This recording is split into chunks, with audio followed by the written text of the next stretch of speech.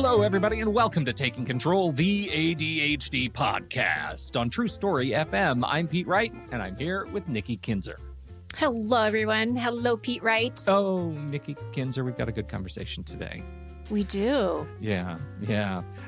Casey Dixon is back with us. She's going to talk to us about burnout. Yes. What are the signs? What are the symptoms? Can you really fix burnout with a good vacation? We're going to settle that one once and for probably not all. And we're really excited to have her here. Do we have any news for the people? Do you have any news for the good people? Well, I know that we're very close to making our goal. And for Patreon, it's March Madness. It's March Madness, and your trailer is out. So if people have not listened to that, they need to get the link. You'll put that down on the show notes here today, I assume, right? We'll put the show notes. If you haven't heard it, I don't know how you possibly could have missed it. It's been everywhere. It was in the show last week. It has been in the feed by itself as a standalone. It's in Patreon. It's on YouTube. It's everywhere. I hope you've seen it. I'm very excited about it, and I am recording our first little guest interview with the good Doc Anderson tomorrow afternoon. We're going to talk about the first episode is I already have a title, Jurassic Park and the Vampire Project. Yeah, that's right. Like it. Provocative. Am I right? Yes. So I'm very excited about episode 1, a placeholder, which will drop, I believe we have it. This is the last day of the month on the 31st. I think I have that scheduled. So just the way the schedule worked out. So that'll go out. It is members only for patrons. And so everybody gets to hear it when it goes live. And then it's patrons only. That's it. That's right. So come join us. Come join our community. Love to have you in there. And we are so close to hitting that magic 250. We have, I don't know, 5 or 6 left. Oh my goodness. It's really close. It's so close. Thank you, everybody. But, we should say thank you so much to everyone who has upgraded their Patreon membership to the new Platinum tier. My goodness, that surprised me more than anything else, not the least of which that people are actually showed up to Coffee with Pete, our tech chat available exclusively to members of the Platinum channel, which was 2 Fridays ago and will be happening monthly. But also how excited people are already talking about Coaching with Nikki, which is coming up Tuesday? Last Tuesday of the month. Last Tuesday of the month, which is also available for everyone at every tier, but to the Platinum members only starting in April. So excited about this. This is a real game changer for those of you who have looked at what we are offering and have decided to upgrade your membership to spend more, small group time with me and Nikki. It's really magical. So thank you for making that change. It makes a huge difference in what we're able to do, what we're able to block time to do. So it's amazing. Thank you. Thank you. Head over to patreon.com/the ADHD podcast to learn more, to sign up, to upgrade your membership, anything you want to do there. We're gratefully willing acceptance. Is that a word? Acceptance? To be an acceptant? No. Anything you want to do there, we are super grateful for your participation. Thank you, everybody. And now, let's talk to Casey Dixon.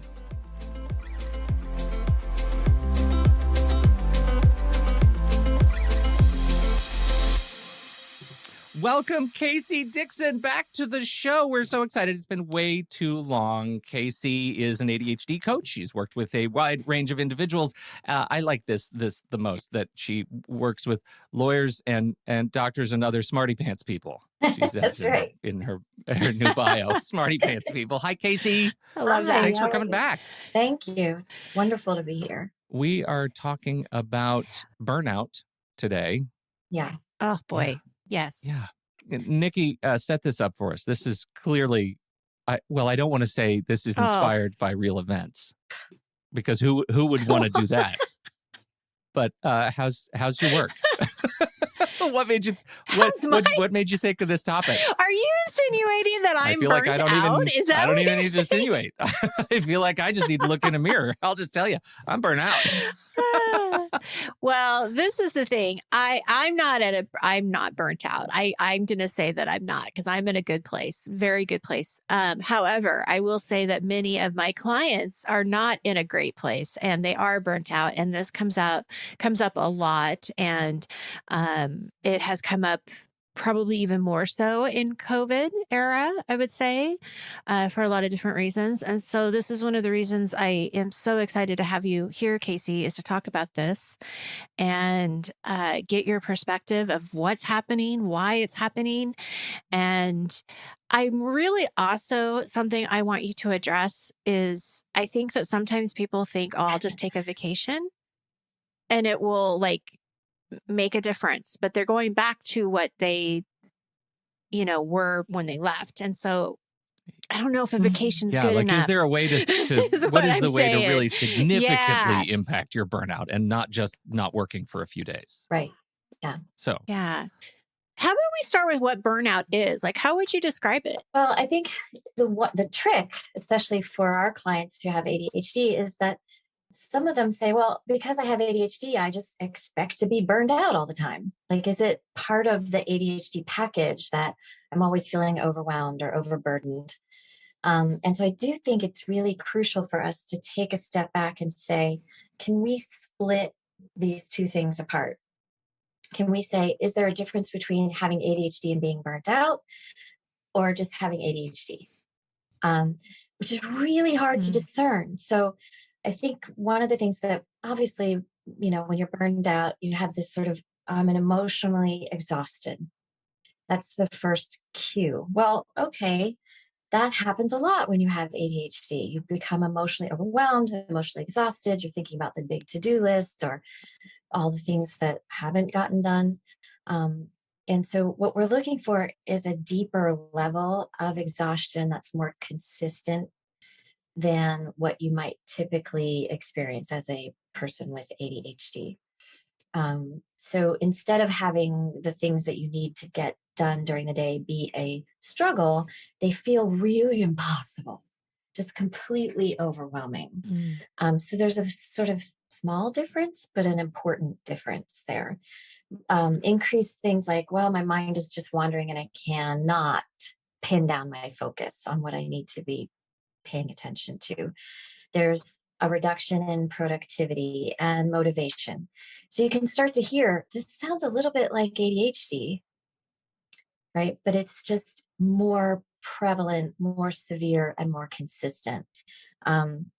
More irritability is another thing. That's where I was going. What other emotional distress issues? Because I find that's a sign for me. I know if I start to snap at my family or my partners, like I end up like that's a sign that something's awry. I'm not doing well. I have some, and some people respond differently where they become really irritable and you're snapping at people or even yourself. What is wrong with me? That kind of snapping. And then I have others who go more into a crying sort of, I'm tearing up at the mere suggestion that I have to do something today because I just can't get there. So you're overreacting or underreacting sometimes if there's something stimulating going on and you just sort of close up and suddenly you're not reacting at all to something that really warrants a reaction, is another way of looking for those. So there's a couple of little signs. Also looking at habits. So am I sleeping too much or not sleeping at all? Am I eating too much or not eating at all? Am I exercising too much, which can be a sign, or not at all? Also going back to bad or negative habits. So things like drinking too much or smoking too much, which are really common for people with ADHD, but again, at a atypical level, more consistent level for them.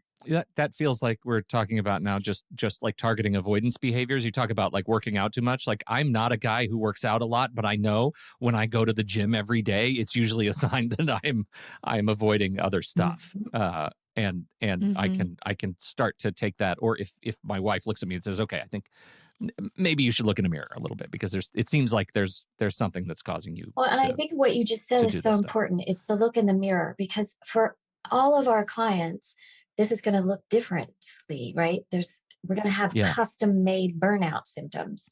So you look at the burnout symptoms that we just walked through and you say, well, that one's not really me. I mean, I have clients who'd be like, exercise too much? Are you kidding me? That will never happen. And then I have other clients for whom that is their, when I'm feeling hyper stressed out, that's what I do. I go and work out. The other thing that you want to really look out for are physical signs. You know, are you getting headaches or panic symptoms, or sometimes blurry vision or dizziness, or really just tuning into your body. And I think the place that a lot of my clients go when I really go, wait a minute, what's going on here with you, is that their worldview shifts from being optimistic to being really cynical and negative. What that means is they just don't have any emotional energy to be optimistic anymore. So I'm curious, with some of the clients that I've worked with who have definitely have said that they feel burnt out. They still go to work. They still do what they need to do. But part of the problem is that there's so much to do and there's just not enough time in the day to do it. And then they have all of these demands on them.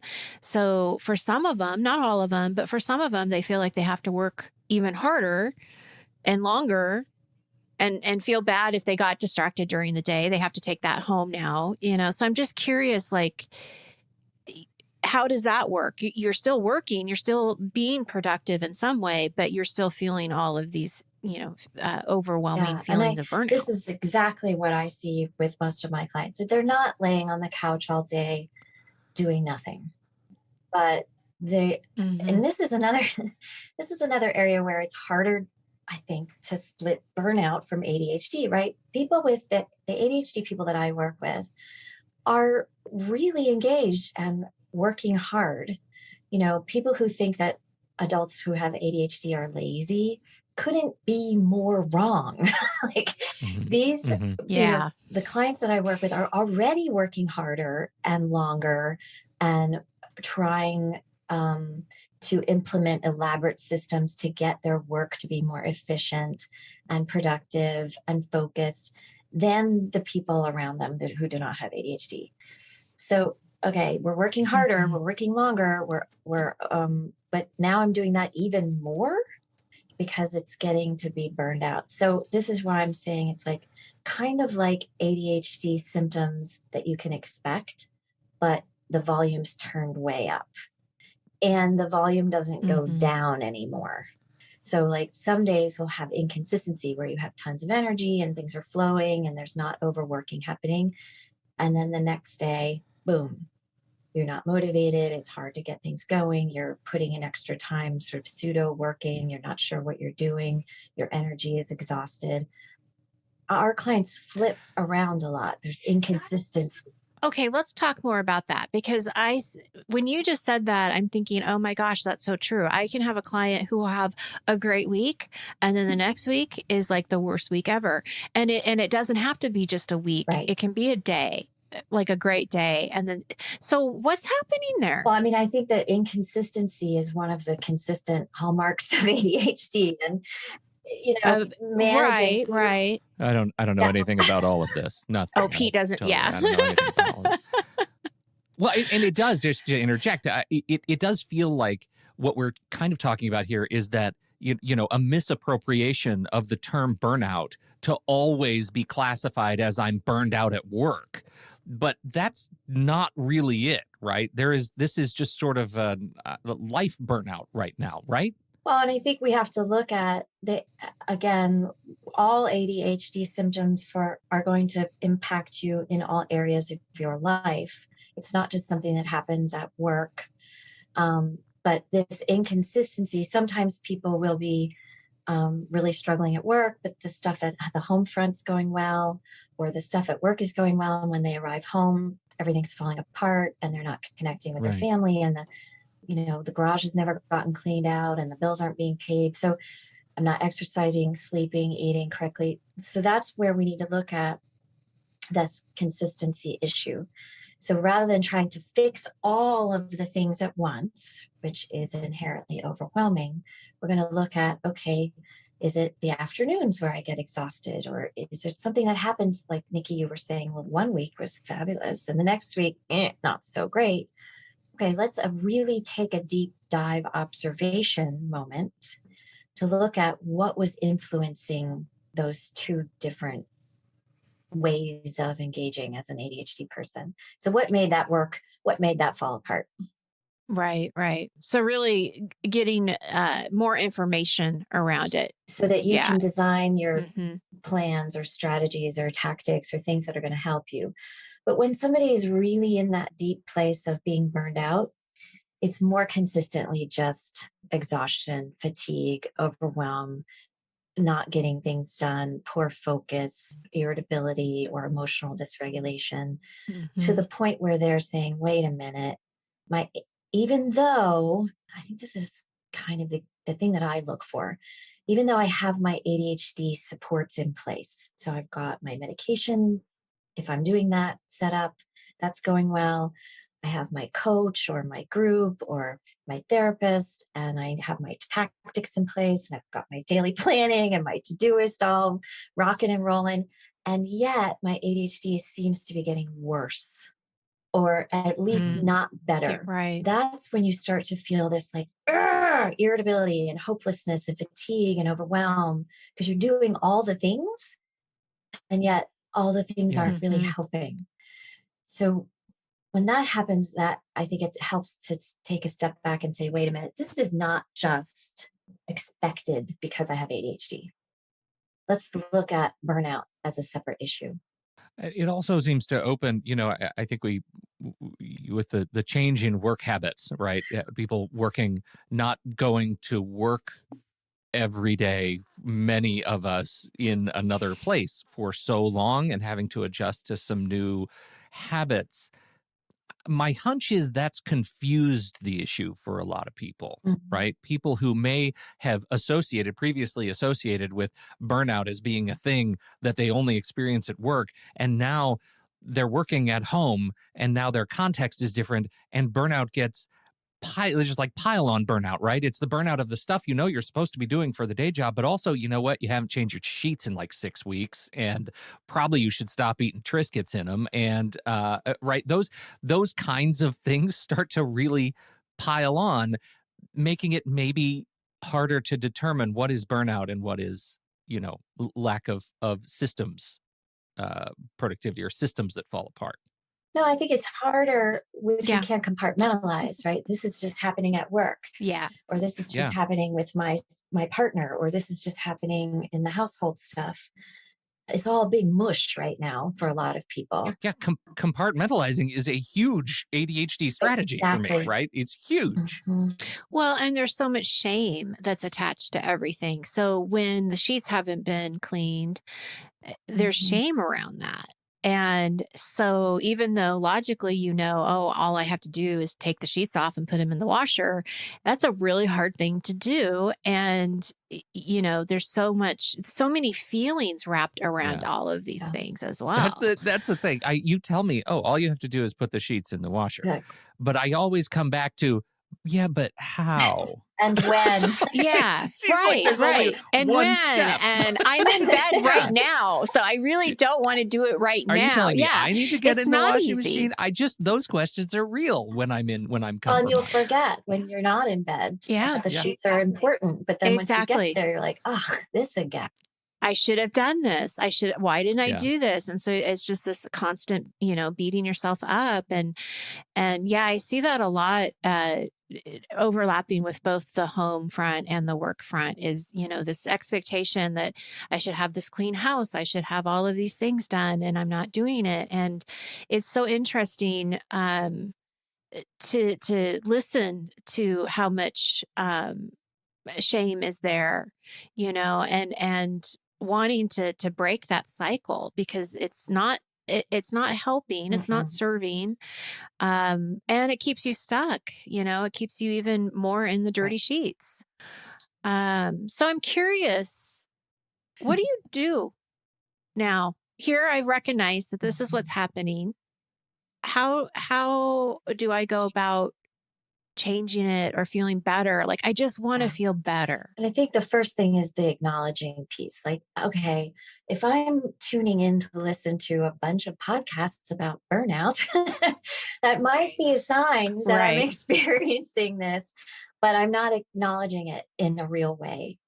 So one of my team coaches, Melanie Sobosinski, always says, look, if you smell smoke, get out of the house. Don't go hide under the bed. And this is really hard because I think a lot of really high achievers and, successful people and people who are struggling on a daily basis, which are that's not mutually exclusive, right? That can be the same person, are willing to sort of say, well, yeah, I'm experiencing some burnout, but I'm just going to do what I always do and struggle bust my way through this day and say, this is just part of having ADHD, like I said. So let's acknowledge that, no, this doesn't have to be part of having ADHD. You can have ADHD and not be in a constant state of overwhelm. And so really acknowledging that in a deep enough way that you seek support for what it is that you are trying to deal with. And so, of course, I am an ADHD coach, so it makes sense for me to recommend that. But I think ADHD coaches are really adept at sort of saying, okay, what is going on here? Let's take a deep dive observation of what you're noticing. Let's design around those observations. Let's make some plans and externalize around that so that you can get out of burnout territory and go back to just regular old ADHD land. Therapy, is another important support mechanism. If you're really experiencing a lot of emotional exhaustion, then that is a good place to go to look to say, how can I reduce the stressors and increase the things in life that make me feel certain and safe and supported and secure and joyous, and start to fill my tank instead of constantly depleting it. So those are a couple of things, but I think one of the things that I focus on, I call them the overs. So I don't know I'm sure you see this too, but the people with ADHD, we talked about it already. They're working harder, they're working longer in order to compensate or overcompensate for their perceived limitations that are ADHD related or real limitations that are ADHD related. They overwork. They overthink about what's not getting done or what is getting done. They over perfect things or over analyze or over anticipate. How is that going to go for me? So this kind of overdoing it all the time is a compensatory thing that I see that can actually be helped in order to get out of the overwhelm, right? So if you're feeling overwhelmed, what can we back out of and start doing less of? So is it really important that you have Triscuits in your sheets? Not really, no, it's not, unless it's important to your partner who's like, hey, no more Triscuits in the sheets, right? So we have to evaluate what's really important and what isn't really worth your energy and time and self. It's interesting because I think that one of the things that what I think you're saying, and you can let me know if I'm getting this right. It's also kind of taking a step back and it's that prioritizing in the sense of not everything has the same urgency, which is really hard because we know that with ADHDers, that's what everything is important. So from what I'm hearing is that you're taking a step back and saying, wait a minute, let's really see what needs your energy and what is okay to just, hey, don't worry about this right now. So this goes back to taking a step back and saying, okay, really, if I look at my to-do-list and there's a billion things on there and I'm feeling burnt out, literally going through and just deleting some things. I'll bet you if you really, really go in there with this sort of fierce energy that it's time to delete, you can find some things that you can just say, you know what, I'm not doing that. And also things that don't need to be done now. So can I delay that? I actually have borrowed in my coaching groups and in my Live Well sort of online course that I have, I talk about the 5Ds quite a lot. And this is a great way to help my clients to get rid of the overdoing thing, overworking, overanalyzing, overthinking. 4 of the Ds, I have to say, I took straight out of Julie Morgenstern's book. Yeah, she's a yeah. fantastic professional organizer. She wrote a book called Time Management from the Inside Out. So I've talked to her, and her Ds are to delete, to ruthlessly go in there and start deleting things. The second one is to delay, right? Not unintentionally put it off, but with intention. Say, I'm going to do this some other month or some other year or some other day. And then the other one is to diminish, which is to make this smaller. So let's say I have to write an article. Rather than finding all of the important sources for that article and overthinking and overdoing it, I'm only going to find 3. And then I'm going to trust myself to write the article. So that sort of brings the task in and makes it smaller. So that could actually prevent the over-researching piece. Exactly. Yes. Precisely. The other one is to delegate. That's my favorite one. Yes, we love That's that one. Yeah. Yeah. Do you really need to change your sheets, or can somebody else do that for you? Yeah. And so I've over the years added a 50, which I've named disappoint. And I think this is an incredibly powerful D for my clients who are really going back to what you were talking about, Nikki, with the shame. They're inadvertently disappointing people, right? That person emailed me and now it's been 3 months and I'm disappointed them. And now I feel this ball of shame. So rather than doing it inadvertently, I'm asking my clients to find ways that they can disappoint people on purpose to help them get a handle on their to-do list. Because people with ADHD have a tendency to over say yes and over commit. There's some more overs for you to things that they optimistically say, oh yeah, I can do that. Let's just add that to the giant pile. Okay. So I see what you're saying. So what you're saying is find ways to disappoint, which is also saying no, like setting your boundaries. Like I'm not taking this on. So it's almost like I'm going to disappoint you now. Rather than later. Yes. And feel the shame that's attached to that. So you're eliminating that altogether. Interesting. It's the RSD, right? This is like looking square in the eyes of rejection sensitivity and saying, I'm going to own it. I'm going to own it today on my terms. Right. I'd rather disappoint you than passively have you disappointed in me. Exactly. Oh, yeah. Beautiful. Right? I'd like to do it on my terms. Yeah, that's a great way to put it. And I think not only to say, and I know disappoint is a difficult word, but to say, can you disappoint somebody today? Who is the person that you can disappoint today? Or what can you do to disappoint somebody today? And then celebrate that rather than think, oh, that was bad. I'm bad again. So this goes back to another thing that I talk about quite a lot, which is sort of shifting from being bad to being badass, right? Oh, I like that. This like a badass person who's going to fiercely go in and ruthlessly go in and say, I'm in charge of what is in my scope of energy and what I have to do for myself in my life. You're not in charge. I am. I'm putting myself back in the driver's seat. And oh, by the way, task that's not worth my time, get the heck off my bus. Yeah. So I'm going to disappoint you and say, get going.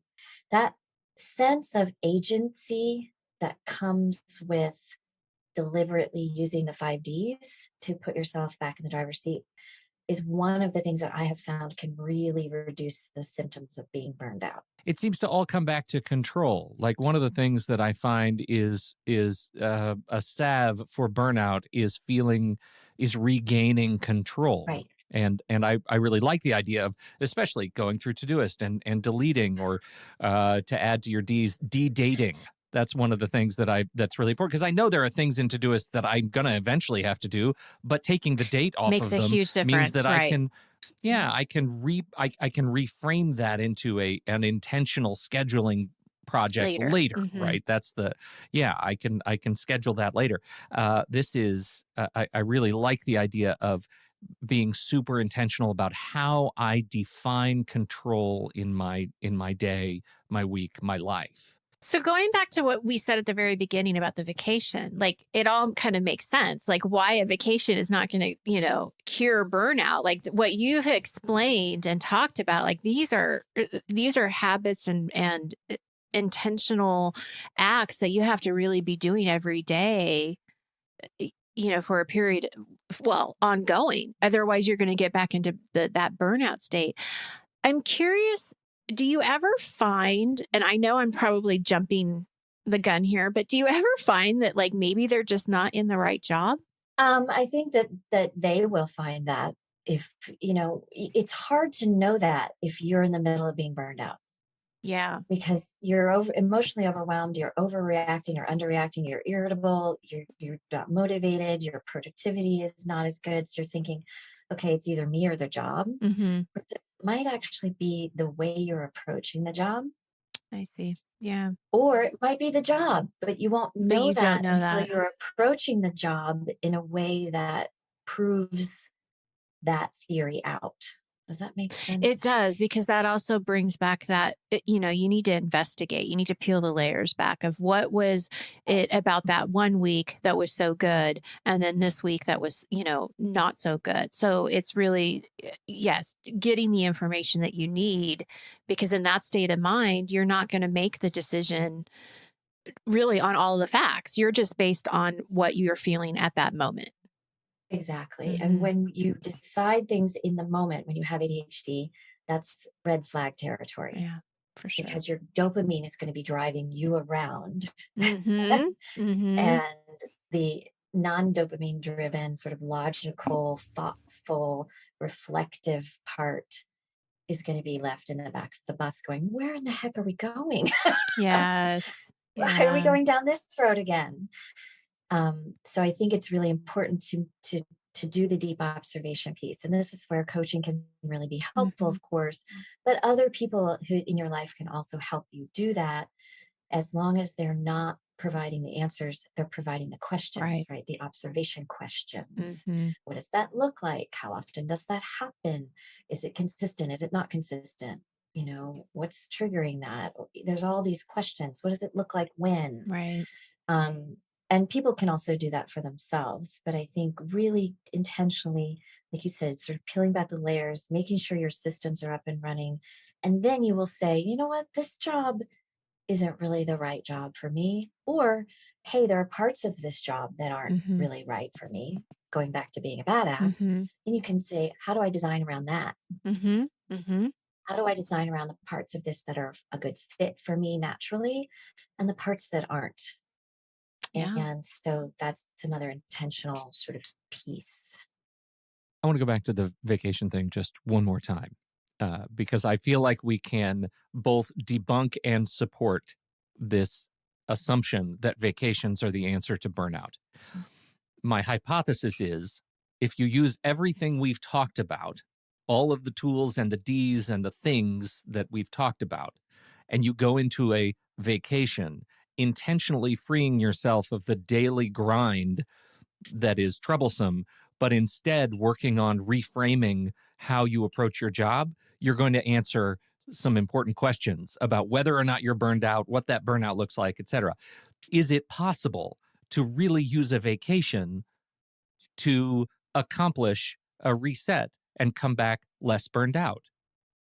So I just was talking with a client this morning, and she was on spring break with her kids, and she had stepped away and she was hiking. She was doing a 4-mile hike. She was so excited because she never has time to exercise.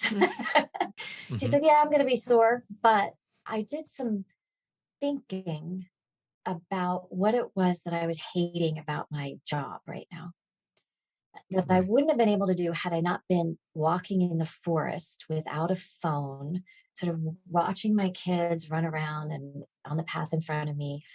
It's sort of that mind wandering aha moment that allowed her to say, how can I make this job more me and more satisfying for me and more giving rather than taking for me? so that it gives me energy, it gives me focus, it gives me more motivation, it gives me all those good things I need rather than sucking all of that stuff out of me. And she walked out of the forest with 3 specific things that she needed to incorporate into her work to help her with that. So sometimes a vacation can help provide a little bit of brain space that's needed. But it's pretty risky because, as we know, the other part about vacations is that you're supposed to be doing that to recover, right? I've given all my energy to work and to home, and now I step away and I'm like, oh, just relax and recover. But as people with ADHD know, in order to go on vacation, you have to pour a ton of energy into, like, what do I need to pack? And what do I need to get done before I go? And who's going to watch the cat while I'm away? And I mean, and then you get home and there's this giant pile of crap waiting for you. And so sometimes there's too much of a vacation tax that it's really not worth the recovery time. So I think it depends on the person, really, whether that's going to be a useful, I don't know if I'm addressing your point, Pete, but whether that's going to be a useful thing or not. If you cannot sort of recover from your day by sleeping overnight, or recover from your week by taking a weekend, or recover from your 3-month or half-year period by taking a nice vacation, then you're probably trying to do too much as it is. It's interesting because I think that what Pete is asking and talking about and what you addressed is there has to be a certain level of intentional thought process that I'm going to go into this vacation with the thought of trying to figure out how to make this job better, or what is it that is not clicking with me. And I think it is hard to go into a vacation with that kind of intention because you want to just get away from work. And so you don't want to think about it. So I can also see where it can backfire. Like, you have all the best intentions in the world to do it, but then you get disappointed at the end of the week when, boy, that week went by really, really fast. And here it is Saturday, and I'm going back to work in 2 days, in a day.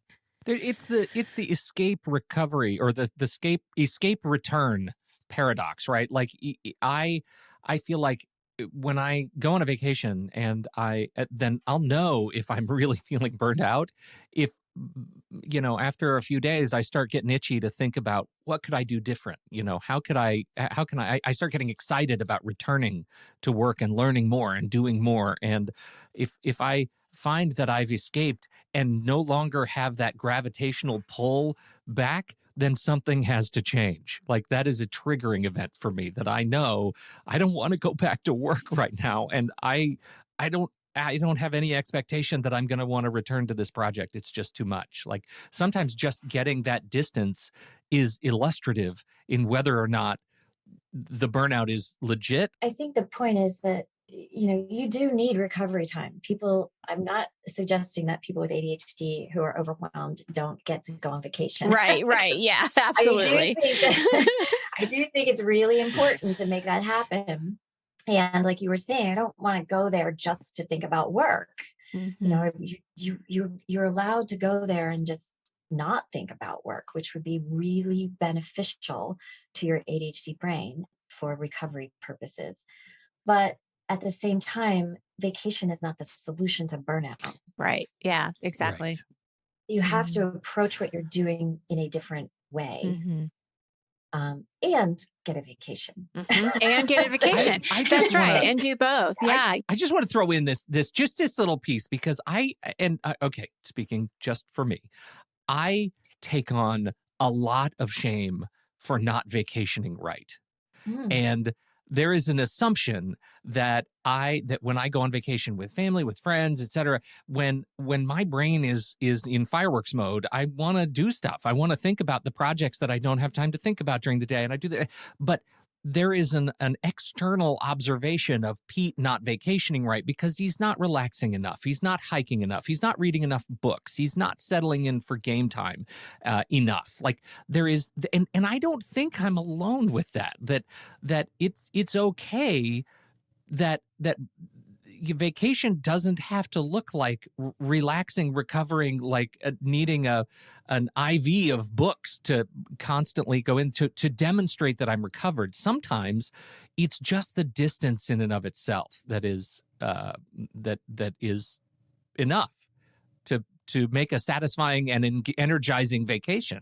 Well, what you're saying can also happen on the weekend. I have so many clients that feel guilty about relaxing on the weekend and not doing enough or not catching up. And in one of my groups, just even recently, I said, so how many of you think that I, on the weekend, like do a lot? Yeah. And there were a couple who are like, oh, I'm sure you do. And then one person actually, I thought, explained it really well. She goes, I think you do what you need to do or what you want to do, but then I also think you take a lot of downtime. And I'm like, you're right. I think it is a good balance, but I have no guilt of taking a day off and watching movies all day. Like, it doesn't bother me. Whereas for some people, oh my gosh, they couldn't do it because they would feel so bad about everything else that's going on. Well, I think sometimes it's not just about feeling bad about it. Like, it's sort of, what is your custom made intention for the weekend look like, or your vacation? So for Pete, it might not be playing board games and laying on the sofa reading books all week. It might be doing something that's more active. But that's okay. It's still recovery. And the other thing is, that again, intentionality. If you're not taking what my clients often call me time, right? Just time away from work and time away from responsibilities, and I just need some downtime, then your me time will take you, right? You're going to find yourself Netflixing until 3 a.m, or playing some silly computer game, or I don't know, rearranging your shoe closet, like whatever. It will sort of drive you there. But again, what your me time, Nikki, and my me time and Pete's me time, that all is going to look completely different. And this goes back to self-awareness. What if I'm feeling burned out, what are the things that will help to replenish me? And they're not going to be the same things that will help to replenish you. And how can I do those with intention? Something that my dad taught me, and I do this now that I can, and I know that not everybody can do this, but when I was growing up, they always took 2-week vacations. And his reasoning was always that it took time to get settled. And then by the time he was relaxed, he would still have a whole nother week to be able to enjoy. And they traveled a lot too. So they would go to different places. And I adopted that, where I take 2 weeks at the end of the year, between Christmas and New Year's, because most of my clients are gone anyway too, or with their families. And I take that 2 weeks, and it is definitely what you're talking about with that. Just that refreshing, what did you call it? Not refreshing, but recovering. It's that recovery time, right? Like, where it is the holiday, so you can really be present with your family and what's going on. But then there's this excitement that happens after Christmas, where, oh, we're going into a new year. What am I going to do? And so then I start thinking creatively, and I'm thinking about the business, but I'm doing it in a way that is exciting, where, like what Pete was saying, I want to go back to work. And I don't know, I could try it, but I don't want to. Could I do that in a week? Maybe, but I really like those 2 weeks. So I think it's also kind of learning, maybe you can't take 2 weeks, but maybe you can take 10 days or a week and a half or something like that, to kind of see, what is your own body doing to relax and have that buffer time when you come home. I mean, one of the things I tell my clients is, when you come home from vacation, don't go to work the very next day. Right. Give yourself some transition time. Have to have some transition time. Yeah. Well, and this gets back to burnout for me, which is and why we sort of veered into vacationing. It's because I think that taking the time away, if you're aware enough, if you've looked in the mirror, right, you're aware that something is wrong. Sometimes I guess you just need enough time away to be able to notice the difference, to be able to notice to be able to hear yourself a little bit better without the noise of impending doom of the next project, the next thing that you're maybe not doing up to your own standard effectively enough, whatever that means. Taking the time and the space to get away from that can be illustrative in what your next steps should be. Well, I think that goes back to your point, Pete, about compartmentalizing, right? So, and the whole experience that a lot of professionals have had during the 2 years that we've been doing the whole COVID thing is that it's hard. There's fewer external structures to help us compartmentalize our lives, right? So if you're at home and you're working and then it's time to stop working, well, that's really hard because that requires a transition. And I'm still at home and my work is right there in the living room. Yeah. Hard to say. Like that's the opposite of what Nikki is talking about with the getting away for long enough so that your brain can relax out of that state that it's in. And so one of the things that we work on in our groups is, having a sort of 24-hour cycle that allows for work time to end, where the giant to-do list isn't sitting on your shoulder 24/7, but that you actually put it away into the closet for a little while so your brain can think about other things and do the recovering so that, then if I'm actually recovered, I can start getting excited and motivated and creative again. So how do we put that stuff away? And this goes back to not overworking, not overthinking, how to say, okay, I'm going to delete, delegate, diminish, delay, and disappoint intentionally right now. Put myself back in charge of how this thing goes. It's my show. I'm the director. Yeah. Right? Yeah. I love that. Yeah. I love that. Great way to end. All right. Hey, Casey, always a pleasure having you come chat with us and hang with us for the last hour. It has been a real treat. You want to send, where should we send people who want to learn more about your life and work? My life and work can be found at dixonlifecoaching.com. That's DIXON lifecoaching.com. And there's tons of information there right now. I do specialize in working with high achieving smarty pantses with ADHD. And I think if you want to learn more about the 5 Ds in particular, that's something that I've integrated in my 6-module e-course, which is an online course called Live Well ADHD. And there's just 5 hours of me videoing on there that you can learn, and a big old workbook and all sorts of fun things. So that's something that you can check out at dixonlifecoaching.com. Great. Thank you so much. Been really fun. Such a pleasure. Always a treat. Can't wait to. I'm glad we're done because now we can start planning next time you come. Yes, let's do it. That's right. Thank you, everybody, for downloading and listening to this show. Thank you for your time and your attention. Please don't forget, it's March Madness. Head over to patreon.com/the ADHD podcast to learn about how you can contribute to this community.